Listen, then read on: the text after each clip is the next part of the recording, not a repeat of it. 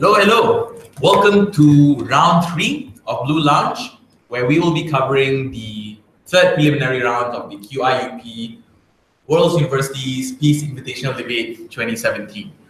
And in round 3, the debate that was live streamed was a debate between, we had Cine A in opening government, we had NTU A in opening opposition, we had APU help in closing government, and we had LSEA in closing opposition.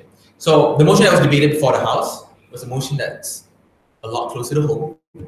And the motion reads, this House opposes Chinese investment in land and infrastructure in Malaysia. It was a great debate. And at the oral adjudication, we learned that the verdict was that opening opposition, NTUA gets a first. Closing opposition, LSEA gets a second. Opening government? Sydney A, opening government gets a third. And we had at fourth, unfortunately, to APU help in closing government. So let's get straight into it. So before we start talking about the debate, let's context this debate for a little bit, what Chinese investments are, especially right now in Malaysia. So the few examples in the info slide that was given to by the EdgeCore is that there is now a $2 billion investment in manufacturing and property in East Malaysia, namely Sabah and Sarawak. There's also a deep sea port off the coast of Malacca, as well as a 400 acres of land for robotics future city in the south of West Peninsula, which is Johor. The other thing that we'd like to note is that there is a disclaimer for this session of Blue Lounge. We will not be talking about closing government, as they did not consent to being live streamed for the debate just now. Therefore, we shall not discuss the case and arguments from closing government. So let's start with discussing the debate. So let's talk about opening government. I have quite a few problems with opening government. Yeah, so let's get straight to it. So essentially, opening government discussed why Chinese investment in Malaysia and the amount of investment in from China is essentially bad for the Malaysian economy. Right. However, let's look at looking into their arguments. One of the arguments that they had was that because it's Chinese investment, therefore there's no incentive for us to hire local laborers and would then hire Chinese workers. And the outcome of that argument essentially is that there is no incentive for us to reskill and rehire laborers in Malaysia. Yeah. But they never proved why is there no incentive for us to reskill those laborers. Yeah, especially considering that I think the opposition response to that was pretty clear, which is Malaysians in Malaysia, they're right there. Yeah. You can just hire them. Yeah. I don't think it was sufficiently proven, or maybe there was some damages, I don't know. But I don't think it was sufficiently proven that there is just no incentive to hire local workers. Yeah. Or even if there is no incentive to hire local workers, even if there is incentive, that they wouldn't want to retrain these guys. Yeah. Especially considering that I think all four teams seem to admit the fact that these Chinese companies are probably profit-oriented. Yeah. They probably want what's best for their production, want what's best for their business. Right. So it wasn't intuitive at the very least for me to believe why exactly would they have no interest to either hire or reskill labor workers. I think the other problem I have with opening government is that there's two problems, right? Yeah. Firstly is that they talk about how essentially there's a Chinese investments and the amount of investment they have in Malaysia right now means or equals to other investment being crowded out, right? Investments from private Malaysian companies, for example, or investments from US, for example. But again, never really given us any empirical evidence to why essentially because we have Chinese investment, that means other investments get crowded out, right? Yeah. But the other argument that I find extremely unpersuasive is that essentially when we have Chinese investments in Malaysia, lots of it means voters on the ground will suddenly vote for different kinds of policies, right? So I don't know where the link goes there. I'm not very sure why essentially Malaysians suddenly will vote differently. Or at the very least, it's a little bit unclear what that means. So it seems what I've heard from at the very least from the PM was that there are either political parties or political entities that are strongly tied to Chinese companies. Yeah. And then investment means that we will vote for these parties. Yeah. So I'm not entirely sure how exactly is there a link between Chinese companies and these political parties. Will suddenly Chinese companies be making their own political parties in Malaysia? They're allowed to do that. And second also, what exactly drives the voters to actually want to vote that way? How do they look at Chinese companies coming in? As far as I'm concerned, if I'm a average, reasonable person who lives an everyday life, I probably wouldn't even be aware, like in detail, who is investing in Malaysia. So like we never really what is know a Chinese company. So we never really know the impact of that argument in itself. So I think that to a very large extent, I do agree with the verdict that opening government gets it done. But let's anything else to add? So let's move on to opening opposition. They got a first and they did pretty well. I thought opening opposition deserved the first. Before the verdict was given, I'll probably flipped around a bit between OO and CO.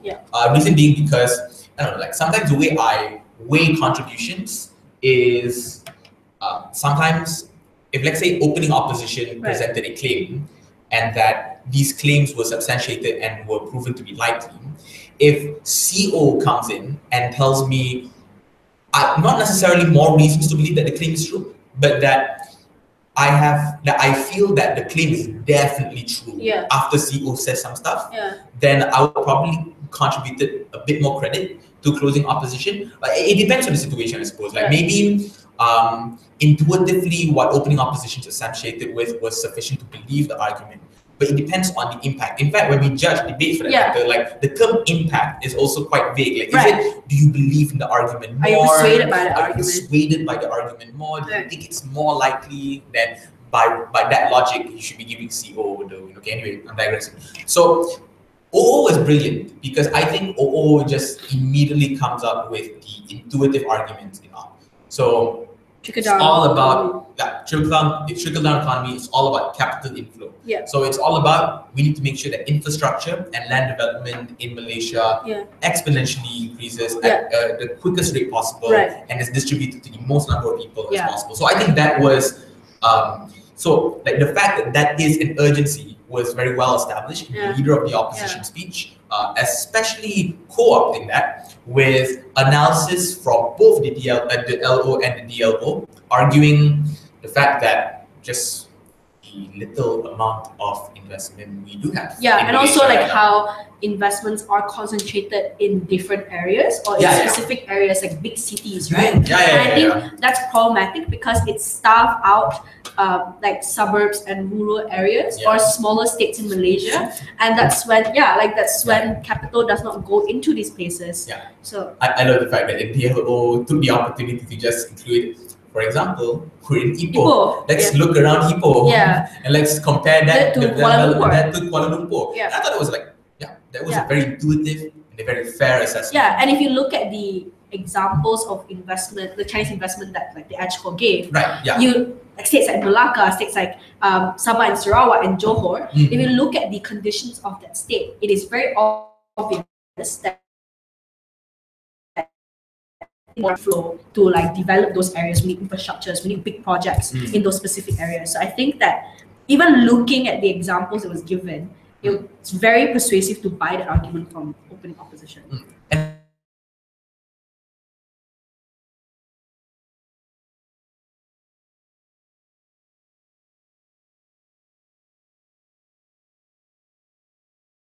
My conflict with OO and CO comes in, right? So CO was very China heavy when it comes to their extension. They're talking about, let's talk about China, let's talk about what are their incentives, let's talk about why is it more likely. So I think the reason why after listening to the verdict that I would be more likely to give to OO as well was because that OO also talked a lot about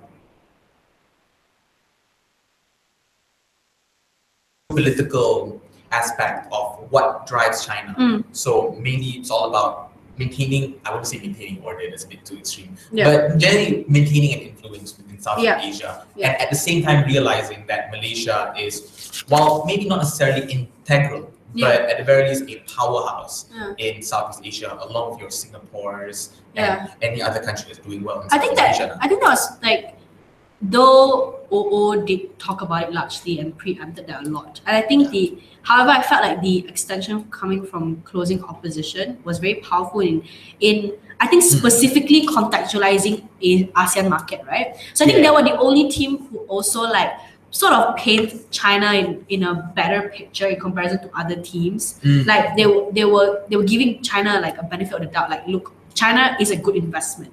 Why? Like, so one of the few like arguments that they gave was that it is a lot of Chinese investment in Africa essentially is just merely development, but because due to the lower purchasing power in Africa, it's very hard for them to do big projects like this in comparison to like having more investment in ASEAN region when there's a burgeoning middle class individuals who have the buying power to like access Chinese investments, for example. So I think that context was very important in comparison to what OO talked about, like, we are like ASEAN countries definitely will benefit from it. But I think CO actually characterized like why essentially China will be dependent on ASEAN markets and how essentially ASEAN countries, specifically Malaysia, will benefit from this investment.